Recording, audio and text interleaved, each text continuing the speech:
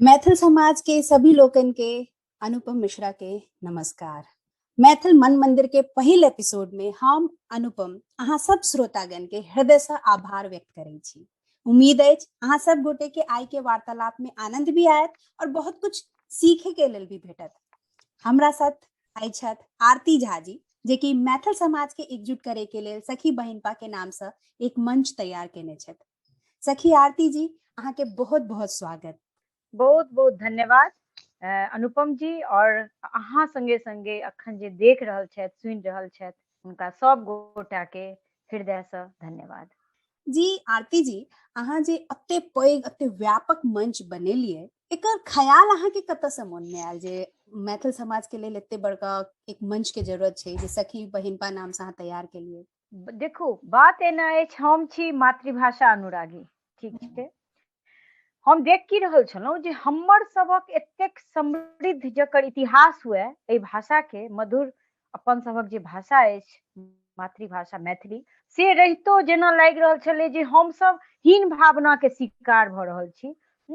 और अपन चीज के महत्व हम ही सब, खास कऽ मातृशक्ति के सेहो हमरा लागि रहल छलै जे हमर सबक जिम्मेवारी अछि हम सब अपन भाषा के संरक्षित कऽ सकी, ओकरा हम सब आगू लऽ जा सकी, नव पीढ़ी में बढ़ा सकी। देख की रहल छलहुँ हम सब आइ जखने हम सब मिथिला से छी, बेरोजगारी बुझू, अशिक्षा बुझू, जे बुझू, हमरा सबके पलायन करऽ पड़ैया। जी जी निकलि गेलहुँ आइ बाहर, सबसँ पहिने जाइ छी बाहर, जगह छूटैया, गाम छूटैया, तऽ सबसँ पहिने छूटैया संगे संगे अपन मातृभाषा। जी हम सब जतऽ जाइ छी ओही ठाम के परिवेश में अपना आप के ढाले के चक्कर में अपन चीज के, अहाँ ई नहीं छै कोनो दुनिया के कोनो भाषा से हमरा शिकायत नहीं है, या जी दुनिया के कोनो भाषा खराब नहीं छै, जतेक भाषा आबे ओतेक बढ़िया, मुदा जी जी अपन माय के भाषा के मूल्य पर में नहीं। तो एहिठमा ई समस्या हम की देख रहल छलियै,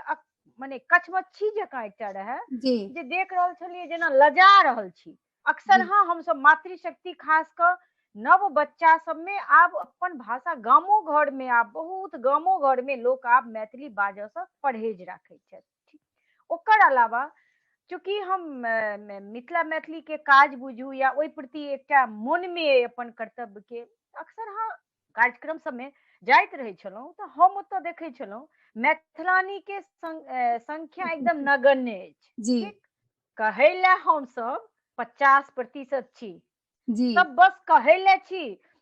आइ हम सब अपन कर्तव्य करबे नहीं करब, अधिकार खाली ताकब, तऽ ओ तऽ संभव नहीं अछि। जी पहिने जी जमीन, हाँ जमीन पर उतरऽ पड़त। तऽ हमरा लागे जे नहीं, हम सब एतेक मात्रा में छी, 50% लगभग होइतो हम सब, हमर सबके जे अपन सामाजिक, हमर सबके जे आर्थिक, जे भाषिक अधिकार अछि, ओहिमे हम सब अपना आप के हम दोषी मानि रहल छलहुँ। जी जी और हम मालदीव्स में रही आई से 5 साल पहिने, आब तऽ 6 साल हुआ लागल। जी तऽ ओतऽ हमरा अपन भाषा मैथिली सुनै लए नहीं भेटै छलै। अचानक से एक दिन ना रात में मन, सुतले छी, सुते लए गेल छी, दिमाग में आबि रहल किछ किछ, एकटा एहन मंच, एकटा एहन प्लेटफॉर्म तैयार करी जी जी जैमे दुनिया के हरेक ओ महिला, जे एमे न जी जाइत न पाइत, हरेक ओ महिला जे मैथिली बाजै छथि जी और जिन जे मैथिली एडॉप्ट केने छथि, जी हुनका लेल एकटा एहन प्लेटफॉर्म हुए जतऽ हम सब अपन भाषा के, अपन पर जखन भाषा से जोड़बै ने, तो एकटा एहन चीज छै जे अहाँके जे नहियो चिन्हल लोक, एकटा भाषा एहन चीज छै, एक बेर चौंकत जरूर। तऽ हम सब एकजुट हैब। पहिल डेग ओ रहे मैथिली के लऽ कऽ एकजुट भेनाइ। ओकर बाद हमर सबके जे परंपरा, हमर सबके संस्कृति जे हेरायल जा रहल है, अपन अधिकार के लड़ाई, हम सब जा तक एकजुट नहीं हैब ता तक नहीं लऽ सकै छी। असगर बृहस्पतियो छूट होइ छथि, कोनो कहे वाला बात छै, मुदा देख सकै छी अपना सब। यह एकटा कारण छलै जे हमरा लागल जे एकटा एहन मंच हुए जतऽ हम सब मैथिलानी खुलि कऽ अपना ले अपन परंपरा, संस्कृति, भाषा के बचबैत मस्त भऽ। हम हम मैथिलानी मैथिल कतौ सँ किछ में कमजोर नहीं छी। हमरा जी सबके लेकिन ई बनल बनायल तथाकथित नेताजी सब जे छथिन जी ओ सब खाली जाति में वर्ग में भाषा में टुकड़ा टुकड़ा ओकर फलना जगह के छी हम सब शुद्ध मैथिली बाजै छी। अरे वो फलना जगह के छथिन ओ ई शुद्ध अशुद्ध के खेला, सिर्फ बाजऽ के टोन में फर्क, जे जहिना बाजै छी जी ओ वह मैथिली छै। ई बस बुझऽ के फेरी छलै और ई काज सखी बहन पा बहुत नीक से केलकै। बहुत सुंदर जे अहाँ के दिमाग में आयल, जे अहाँ सोचलहुँ, जे दिल में विचार आयल, ओकरा अहाँ मतलब पूरा सही तौर पर तैयार कऽ पेलहुँ। तो बहुत नीक बात छै जे अहाँ अपन सपना के जे छलै से साकार कऽ पेलहुँ। तऽ हिमालय जे छै, कहै छै जे हिमालय और गंगा नदी के बीचो बीच में हमर सबके मिथिला नगरी बसल रहे, जे विदेह राज्य के नाम से जानल जाइ छलै, जिनकर राजा ओहि टाइम में कहै छथिन बहुत प्रचलित जे राजा भेलथ जनक सिर ध्वज जनक, जिनकर पुत्री भेलखिन जानकी जी। तऽ आधा राज्य कहि सकै छी, आधा पार्ट जे छै से हमर हिंदुस्तान में अछि, आधा भाग नेपाल में। तऽ लोक के जिनका सबके अखने नहि बुझल छनि जे मिथिलांचल की छै, मिथिला की छै, तऽ हुनका सबके ई बुझबाक चाही। जहने कहू कि राम जी के जे अर्धांगिनी छलखिन है सीता जी, जानकी जी, हुनकर जन्म भेल रहन मिथिला में, और हुनकर जे विवाह छलन है वो भेलन जनकपुर में नेपाल में। तो अते चीज लोग के बुझले नहीं हुई छै, ककरो पते नहीं रही छै जे सीता जी के जन्म कतऽ भेलै। ई बुझल छै जे अयोध्या में गेलखिन ओ, लेकिन अयोध्या में जाए से पहले जे अपन बचपन व्यतीत केलखिन ओ तऽ मिथिला में केने रहथिन।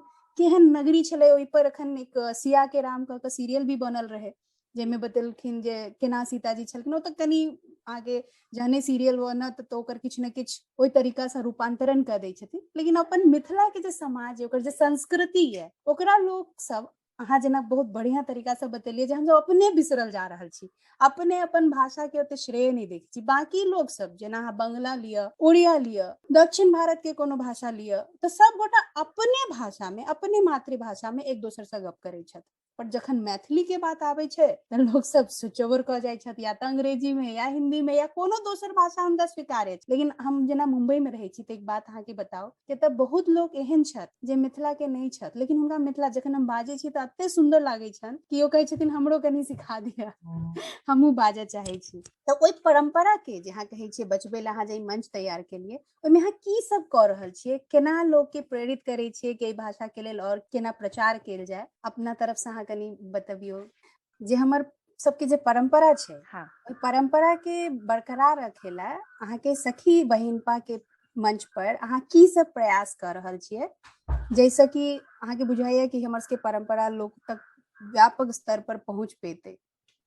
हम सब की करै छी, जगह जगह सखी बहिनपा में हम सब लगभग 31,000 मैथिलानी के मंच अछि, जी रजिस्टर्ड संस्था है। तऽ एहिमे की करै छी जे हम सब जगह जगह से गाम घर हर जगह विदेशो से सखी सब एहिमे जुड़ल छथि। हम सब जगह जगह एकटा व्हाट्सएप ग्रुप बनेने छी सब ठाम अच्छा के, ओहिठाम से कनेक्ट करऽ के लेल जेना हर जगह से ओहि व्हाट्सएप ग्रुप में स्थानीय सखी सब ओहिमे जुड़े छथिन, एक संग होइ छथिन।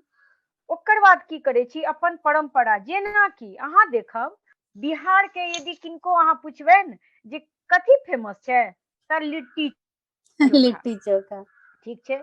मुदा नहीं, हमर सबके बगिया, हमर अनरसा, हमर दलि पूरी, हमर खौजरी, हमर पिरिकिया सेहो ओतबे टेस्टी है। जी जी लोग तक हमरा सबके लाज होइया, हम सब हीन भावना के शिकार भऽ कऽ हमरा सबके लागैया कि नहीं ई चीज तऽ वह बात छै, अपना पर विश्वास के जे कमी रहे।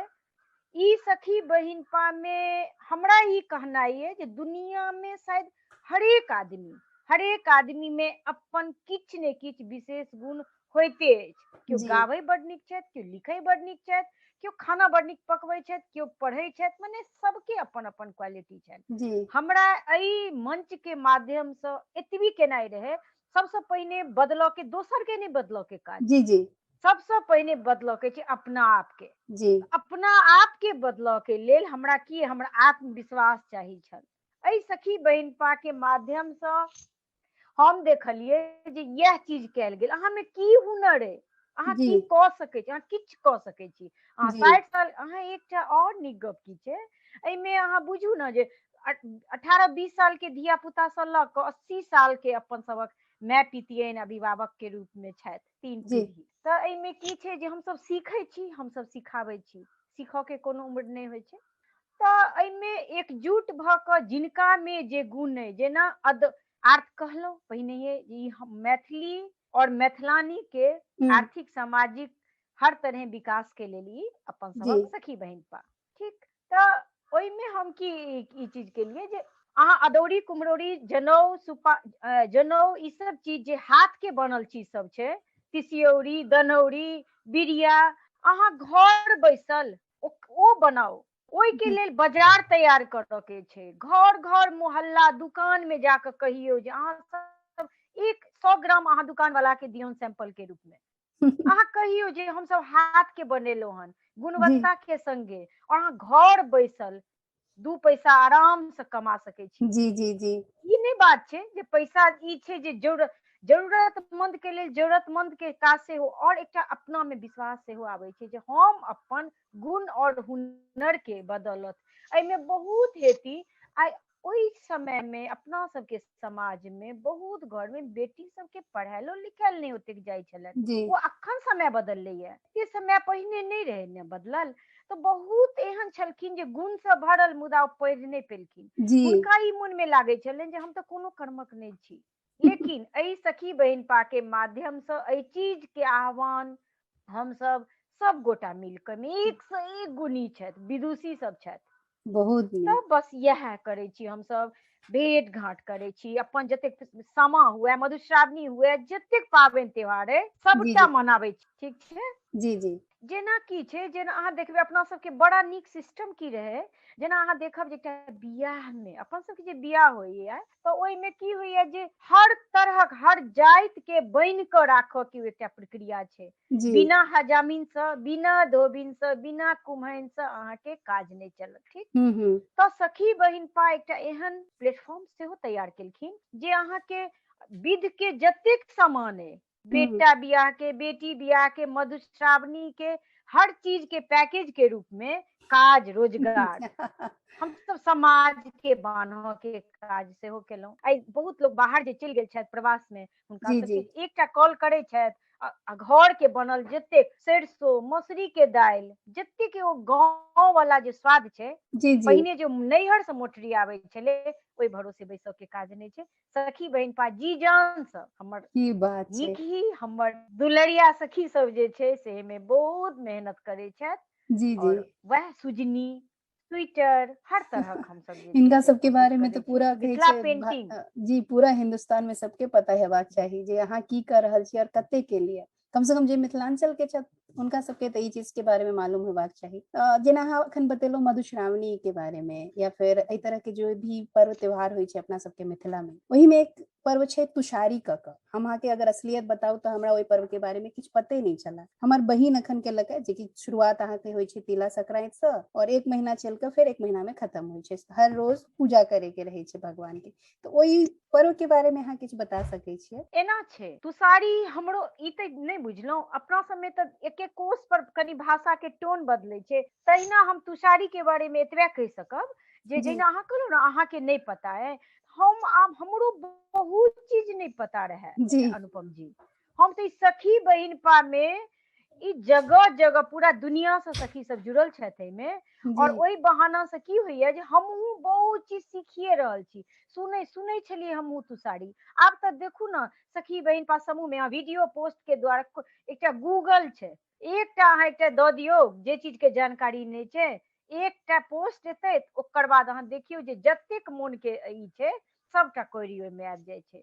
तऽ तुषारी चूँकि हमहूँ नहीं पूजने छी अनुपम जी, अथी पर में हमहूँ बहुत विशेष तऽ नहीं कहि सकब, वह कहि सकब जे यह चीज हेरायल भुतियाल जतेक चीज अइ ओ सबटा देखऽ के गुनऽ के हमरो यह अवसर भेट रहल अछि। जी जी एकटा और छै, जेना अपना सब में पान और मखान के बहुत मतलब बतायल जाइ छै, हर शुभ काज में पान मखान या फिर माछक काज होइ छै। तऽ अहाँके जेना जानै छियै जे पान मखान या माछ के जतेक शुभ काज में अतेक बढ़िया मानल जाइ छै, ओकर की वजह भऽ सकै छै? लोक सब किया कहै छै जे पान मखान या माछ के हर शुभ काज में हेबाक चाही। देखियौ ओ तऽ ई की अछि अपन मिथिला में ने एक कहि सकै छी अहाँ जे कहै छै जे स्वर्गो में नहि भेटै छै एहन कहबी छै मिथिला जी के ई पान मखान और माछ। जी जी ई एकटा शुद्धता के रूप इहो दुआरे अहाँ कहि सकै छियै जे कहै छै ने अपना सब में की कहै छै भोरे भोर माछ देख लेलहुँ आ जतरा बनि गेल, तऽ ओ तऽ आदि काल से चलल आबि रहल हेतै जे ई एहि सब पर में। मुदा एहि सब चीज के लेल मिथिला के जे पानि वाला सब एरिया सब अहाँ के मखान के लेल अहाँ के माछ के लेल ओहि सब चीज के लेल अपन सबके मिथिला के जे संरचना जे अछि ने ओ एहि सब चीज के लेल एकदम फिट छै। ठीक, जी जी तो बड उपजा बाड़ी अपन सबके मिथिला में यऽ और रोजगारो के लेल अहाँ सोचू ने जे आइ मखान के बढ़िया से हमरा सबके शायद अपने चीज में ध्यान नहीं दऽ पाबि रहल छियै। ठीक जी छै, जी अहाँ देखबै वएह मखान के मतलब ओतेक खाय में या ओतेक महगा ओतेक हम्म शानदार प्रोडक्ट हर हिसाबे नीक रहितो ओहि में ध्यान नहीं देल जाइ छै। ठीक, जी जी अहाँ के बोरा सब में ओ सब जे करै छथि उपजा जेकर करै छथि जी ओकरा बहुत बढ़िया से बाजारीकरण भइए नहीं पाबै छै। जी हाँ, जी आब अहाँ के 5 टका में हम लेलहुँ ओकरा हम 15 टका में बेच लेलहुँ, जी बिचौलिया के बेसी फायदा होइ छै ओहिमे। और जी माछ सब की होइया जे हम सब अहाँ के देखब आ मिथिला के माछ कम भऽ गेलैया, अहाँ के बाहर से आंध्र प्रदेश वाला माछ लोग खाय जी लगला हन। जी तऽ हम सब लापरवाह होइत गेलहुँ हन। और ई सब चीज के हमरा सबके ध्यान देबऽ के पर्यटन स्थल हमरा सब अपना सब दिस जतेक अछि वएह सब जी चीज अहाँ देखू जे चलि जाउ राजस्थान तो बहुत बढ़िया से ओतऽ के लोग बुझै छथिन वैल्यू अपन चीज के धरोहर के। तऽ यह सब चीज अछि, सिक्की मौनी बहुत एहन रोजगार छै जकरा कि जहाँ देखो मिथिला चित्रकला के सखी बहिनपा के माध्यम से अहाँ के सशुल्क निशुल्क ऑफलाइन ऑनलाइन जी सब तरहक ट्रेनिंग दऽ कऽ मिथिला पेंटिंग के घर घर झोड़ा अभियान के एकटा नेहा पुष्प सखी और श्वेता रानी सखी एकटा मुहिम शुरू केने रहै झोड़ा अभियान। अहाँ 5टा झोड़ा बनाउ, 5टा झोड़ा बनाउ, 4टा बेचू, एकटा अहाँ किनको गिफ्ट करू। जी ओइटा जी चेन जकाँ बनाउ, घर घर में झोड़ा एहन चीज छै सब घर में जरूरी पड़ै छै। जी जी तऽ ओहिसँ की भेलै एक तऽ सिखबऽ वाला चीज मिथिला चित्रकला की छै, पहिने की हुए या तऽ लोग विदेश में किने जी और अपने क्षेत्र में अपने जगह में ओहि कला के अपन कला के हमरा सबके पहचान नहीं छलै। जी ठीक छै, तऽ तहिना अहाँ कहब मखान के बात माछ के बात तऽ वएह बहुत तरहक चीज अछि जे अपन मिथिला में बहुत रिच है। और शुद्धता के बात तऽ श्रद्धा के एकटा बात छै, चूंकि अपन एरिया के चीज छै जी ओहि जी दुआरे हम सब ओकरा महत्वपूर्ण मानै छियै। हाँ, ई एकटा हमर कहनाइ जी छै और आरती जी अपन तऽ विचार। काबिले तारीफ है, अहाँ जेहो कऽ रहल छियै मिथिला समाज के लेल सबके लेल रोजगार तक के अहाँ ई बनेलिए, अपन संस्कृति भी बचा रहल छियै और साथ साथ लोग सबके जे समझै छथि जेना कहलिए जे पढ़ल लिखल नहीं छलखिन हैं ओ किछु बना कऽ बेचता और ओहू से अपन जीवन यापन कऽ सकै छथि, तऽ सही में बहुत पैघ बात छै। और एतेक योजना अहाँ बतेलहुँ अखन जेना झोड़ा वाला झोड़ा अभियान या फिर कोनो चीज के जे मिथिला में बनल चीज है ओकरा केना बांटल जा सकै छै या केना दुकान में लोग दऽ कऽ कनी 2 पैसा कमा सकै छथि, तऽ बहुत बढ़िया चीज छै। अब कनिक अपन साज संगीत के तरफ भी चलै छी तऽ भऽ गेल अपन संस्कार के बात। तऽ मिथिला के गीत अपना आप में अप्रतिम होइया, अहाँके जेना अपना सब गीत सुनै छियै मिथिला के गीत तो ओहि गीत में जे बात छै ओ कतबो अहाँ फिल्मी गीत सुनलियै दोसर गीत सुनलियै ओ अपनापन नहीं आबि पाबै छै। तऽ अहाँ से एक गुजारिश करब छोट आग्रह कनी कि 2-4 लाइन कम से कम हमरा सबके सुना दिया अपन आवाज में। ओना अहाँ ठीक कहलहुँ, अपना मिथिला में गीत गायन हमसब सब गोटा छी कनि ने जी कनि। हाँ, जी जी और इहो बात हम कहब एहि गीत के अहाँ चर्चा केलहुँ हन तऽ अपन सबके ई की कहै छै सखी बहिनपा में ने पारंपरिक मैथिली धुन के गीत के हमसब एकटा मतलब सशक्त रूप से जे अहाँ धुन फिल्मी धुन कोनो गीत नहीं दऽ सकै छी कहि कऽ बहुत एकटा बढ़िया। बुझू जे ओहिठाम छै अपन पारंपरिक मूल भाष के गीत, कियाकि आब अहाँ गामो घर जायब ने केओ गीत नाद नहीं गेनाइ पसंद करै छथिन। जी जी हाँ, ओ हुनका कहती ओ हुनका कहती जी जी हीन जी भावना जकाँ। तऽ ओकरो मजबूत करऽ के लेल संगीत जे छै ने से बहुत सशक्त माध्यम छै जी जी अपन भाषा के की कहै छै संवर्धन के लेल। तऽ जी हमसब ओहिमे की करै छी जे अपन पारंपरिक मूल भाष के मात्र गीत नाद के प्रतियोगिता सब होइत रहैया जी जैसे कि बनल रहे ओ चीज। अहाँ हमरा गाबऽ लए कहलहुँ, गीत तऽ हमरा गाबऽ नहीं आबैया लेकिन वह अपना मिथिला में गीत गायन सब छै, जी तहिना 2 लाइन बस हम सुना दै जी छी जी तै जी हिसाबे। जरूर जरूर। जे पाहुन कहियो नहीं आओल, से आओल गृह मोर, संगी आई तरब तिलकोर, संगी आई तरब तिलकोर। आलू के सन्ना भाटा के भटबर, झिमनी ओल परोर, संगी आई तरब तिलकोर, संगी आई तरब तिलकोर। बहुत सुंदर, बहुत सुंदर। अहाँ के आवाज भी बहुत दमदार है, बहुत सुंदर है।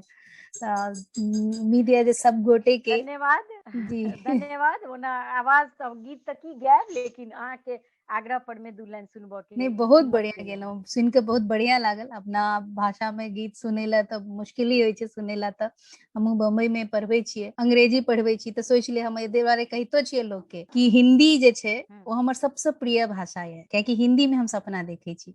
कहे लेल वह हम लोग सबके कहे छियै मैथिली मेरी माँ, मैथिली हमर माँ है, मातृभाषा है, हिंदी मेरा गुरु। तो हिंदी गुरु है और अंग्रेजी जे छै से हमर पोषक ही है जे की वजह से घर चलै छै हमर। अच्छा, बहुत बढ़िया लागल अहाँ से गप क के। अंत में अहाँ से एक सवाल करब, या कहू एक आग्रह करब कि हमरा सबके जे एखन सुनै वाला लोग छै, बेसी तऽ मिथिले वाला लोग सुनि रहल हेता, मिथिलांचल के ही लोग, कियाकि हुनके समझ में एतन अपना सबके वार्तालाप। तो हुनका सबके यहाँ कोन एहन 3 बात कहबनि जो हमेशा याद रखत? हम सुनो वाला के यह आग्रह करबेन जे 3टा अहाँ बात कहलहुँ ने, ओहि 3टा में सबसे पहिने तो हम यह कहबेन जे पहिल हम यह कहबेन, घर में और मैथिल समुदाय से जे मैथिल जन छी, जे मैथिलानी छी, अपन घर में और अपन परिवार में, अपन समाज में, मैथिल समाज में मात्र और मात्र अपन मातृभाषा के प्रयोग करत। बहुत चीज बदलो के काज नहीं है। जी हम सब बदल जाए, हम सब विश्वास करब अपना आप पर, हम सब दुनिया बदल सके छी। एकजुट हुआ पहिने पड़ते। ओहि में बहुत रास ओहि चीज के लेल की छै, जेना रिटर्न गिफ्ट सब में जी मैथिली पोथी जी अपना सबके कतौ न टीवी न न्यूज, कतौ किछ नहीं है, न जी रेडियो जी में जी प्रसारण किछ नहीं है, न अपन सबके शिक्षा में अछि मैथिली, प्राथमिक जी शिक्षा में मैथिली लागू हुए, कम से कम एकटा सब्जेक्ट अखन शुरू में अनिवार्य रूप से हुए। जी जी एहि के लेल हम सब मुहिम चलाबी, सब गोटा एकजुट होय, एहि ले आवाज उठाबी। कियाकि जी कहल जी गेल छै, ई एकटा सिद्ध भेल चीज छै जे दुनिया में कोनो भाषा में बच्चा सबसे पहिने नीक से ग्रहण करे अपन मातृभाषा में। जी औसो अलता घर में ओ अलता पढ़े छै, बाहर जेते और सब मान लियो अनार पढ़ल के, या जी लौ स लताम, घर में लौ स लताम, जी कोई स्कूल गेले तो औसो अमरूद पढ़ल के, जी ओ कंफ्यूजन नहीं हेते। ओ जखने जह चीज सुनैत रहते वह भाषा में पढ़ाई हेते तो बहुत जल्दी ग्रहण करे छै बच्चा। ई सिद्ध कैल गप छै। तो जी यह हम अनुरोध करबेन जे रिटर्न गिफ्ट में हम सब मिथिला चित्रकला, जेना हम सब बेटा बेटी के बियाह दान जी जी करे छी, अथवा जन्मदिन मनाबै छी, बहुत रास चीज करे छी, ओहि में हम सब मैथिली पोथी पॉइंट बता रहल छलिए, ओतऽ से कंटिन्यू करे छियै। कऽ एकटा लेल। अहाँ बतेलिए जे हाँ। लोग सबके अपन भाषा के प्रति रखबाक चाही अपन, और दोसर गिफ्ट दो लोग सबके जे छै से मैथिली में ही किछ ने किछ देबाक चाही, जिससे मिथिला के परंपरा के बचा के राखि सकैत। प्राथमिक शिक्षा में मैथिली हुए तै के लेल हम सब ई करी, जखन हमर सबके भाषा बचत, ओहि जी जी संगे संगे परंपरा संस्कृति बचत। ओकर बाद बहुत जखने हम सब हमरा सबके अपना आप पर में जखने ई चीज भ जेते ने अनुपम जी, जे जी जी हम सब अपन भाषा के बचा रहल छी, त एकजुटता एते, अपना जी पर विश्वास एते। तकर बाद त अहाँ के ओही ठाम रोजगार होय कि शिक्षा होय कि जे चीज छै, ओहि जी सब चीज पर में धीरे धीरे तकर बाद हमरा सब में एकजुटता हैत ने, तो हम सब जे चुनि के आने छियै ने जी तथाकथित नेताजी सबके, जी हुनको सबके मोन में एकटा कतौ ने कतौ एकटा डर जी जी हेतनि। जी ई सब आब सजग भ गेलै, एकरा सबके अपन अधिकार के लेल ई सब आब सजग भ गेलै। आब हम जाइत पाइत के गोटी एहिठमा हमर नहीं चले वाला है। सब धर्म सब जाति के लोग हम सब एकजुट होय और ई बुझी मिथिला हमर है, मैथिली हमर है। जी जी आगे पूरा जते अहाँ बतेलहुँ ओते प्रेरणादायक छै, जे हम अपने आप एते सोच रहल छी जे हम आगे सच बताउ तो ई पॉडकास्ट हम शुरू केने रहिए विजय गौतम के क्लास में। तब विजय गौतम कहलखिन जे अहाँ अपन मातृभाषा में भी कह सकै छी एकरा, और तब कियाकि मातृभाषा में एखन बहुत लोग नहीं कह रहल छै, त हम तहन सोचलहुँ कि मैथिली में तो सही में अखने हाल में एक मूवी बन के आयल रहे और मिथिला मखान का अहूँ शायद देखने हेबै। ओ सिनेमा देख के अते इमोशनल अते भावुक भ गेलिए हमरा जे सही में बुझायल जे हम सब की कर रहल छी अपन समाज के लेल, अपन संस्कार के लेल। जो लड़की छले में मैथिली का ओ मधुबनी पेंटिंग वगैरह के लेल कते काज कर रहल छले, इंजीनियरिंग क भी ओ गांव में रह गेले कि हम लोग सबके एक में रोजगार दिएबै, लोग सबके एकर मिथिला पेंटिंग के प्रचार करेबै। ताहू शायद वही लोग सब में आबै छिए। उम्मीद है जे हमहू किछ न किछ एमे क पाबू और अहाँ सब बात क सही में बहुत बढ़िया लागल और उम्मीद है जते अपन सबके सुने वाला लोग छथि ओहो सब बहुत कुछ सीख पायल हेता। धन्यवाद। ई विश्वास बनल रहे अपना सबके बीच और बहुत काज करबाक छै। अखन तक नीक से मतलब डेगो डेगी ने स्टार्ट भेले है, काज तो शुरू भेले है, अखन बहुत काज करबाक छै। जी जी सबके संग चाहिए। जी जी सबके संग से हम सब आगू किछ जी हम सब जुड़ल रहबे हमेशा मैथिल समाज। बहुत नीक लागल। हाँ, अहाँ से बात क हमरो बहुत नीक लागल। एकटा आस आइ काल्हि के बच्चा सब आइ एहि ढंग से यदि महसूस कर रहल छथिन तऽ काल्हि के लेल मैथिल समाज के लेल यह बच्चा सब किछ करथिन और अहाँ सब पर बड़ आस छै बाबू। बहुत बढ़िया लागल। एक बेर हम फेर से कह रहल छी, मैथिल मन मंदिर के एक तरह से कहू तो अहीं उद्घाटन केलौ हैं। मैथिल नाम भी अहीं के वजह से हम डाललिए एमे। हम पहले मन मंदिर सिर्फ रखने रहिए, अहाँ के वजह से एकर नाम मैथिल मन मंदिर डाल देलिए। तो उम्मीद है मिथिलावासी सबके हमर सबके आवाज पहुंच पेते और हम सब एक आवाज बन पेबे। धन्यवाद। धन्यवाद। जय मिथिला, जय मैथिली, जय सखी मिथिला, बहिनवा। जय मैथिली।